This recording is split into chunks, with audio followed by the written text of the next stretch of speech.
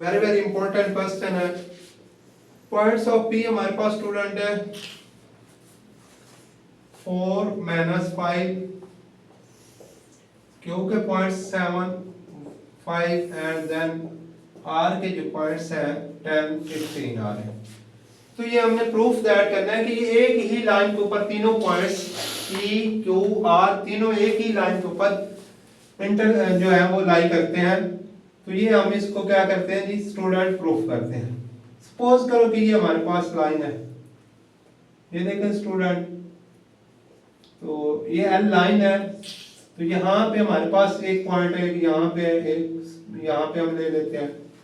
तो यहाँ पे देखें स्टूडेंट पी के जो पॉइंट्स हैं वो क्या है 4 माइनस 5, आगे आ गए जी क्यू के पॉइंट्स हैं 7 5 एंड देन हमारे पास है जी आर के पॉइंट्स 10 15 है। तो यहाँ से हमने इनको चेक करना है कि ये एक ही लाइन के ऊपर इंटरसेक्ट करते हैं या नहीं करते। तो देखें स्टूडेंट हमारे पास स्लोप फाइंड करेंगे हम, m is equal to y2 minus y1 then x2 minus x1, slope m1 a b की स्लोप, सॉरी स्लोप हमारे पास किसके आ जाएगी स्टूडेंट p q।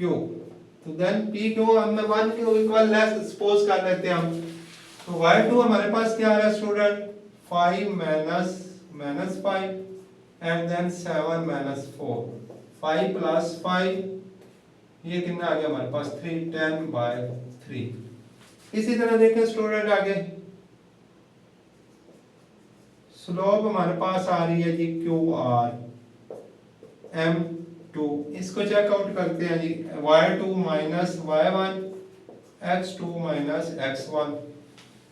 तो यहाँ पे देखें जी y2 15 है, 15 माइनस 5 एंड नेक्स्ट हमारे पास है 10 माइनस 5।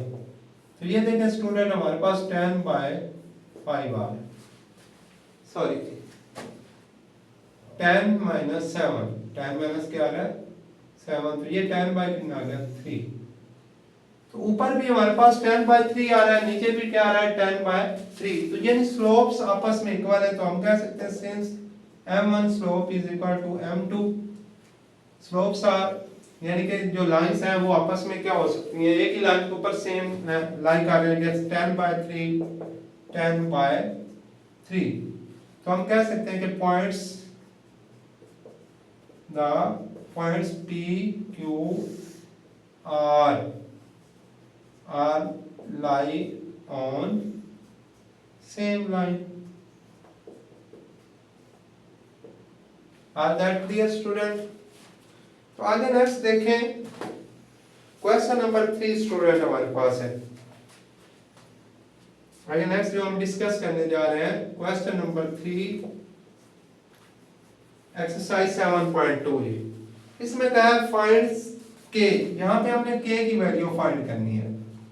क्या फाइंड करना है हमने k की वैल्यू फाइंड करनी है। लाइन ज्वाइनिंग a के जो पॉइंट्स हैं यहाँ पे हमें गिवन है वो है जी 7 3, b के जो पॉइंट्स गिवन है वो k minus 6 and then the c के जो पॉइंट्स हैं वो हमारे पास है student -4 and 5 and then d के जो पॉइंट्स हैं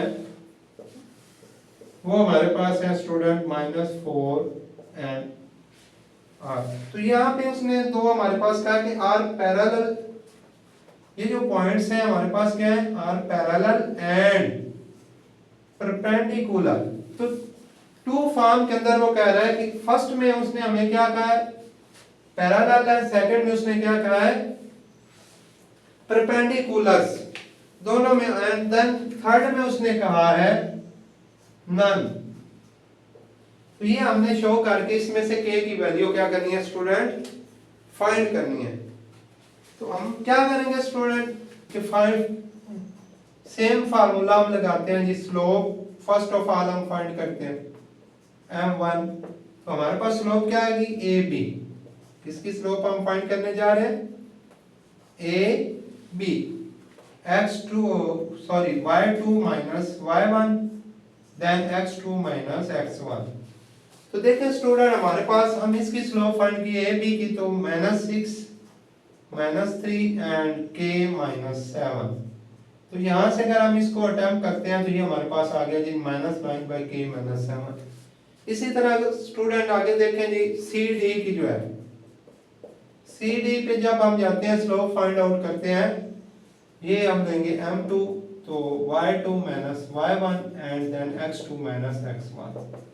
यहाँ पे देखें जी 4 -5 और नेक्स्ट हमारे पास है -6 माइनस इंटू -4 डबल माइनस है -1 5 में से 4 सब्ट्रैक्ट करें -1 अब नीचे क्या आ गया -4 प्लस 4। तो ये स्टूडेंट हमारे पास आ गया -1/-2 माइनस से कट आउट हो गया तो 1/2।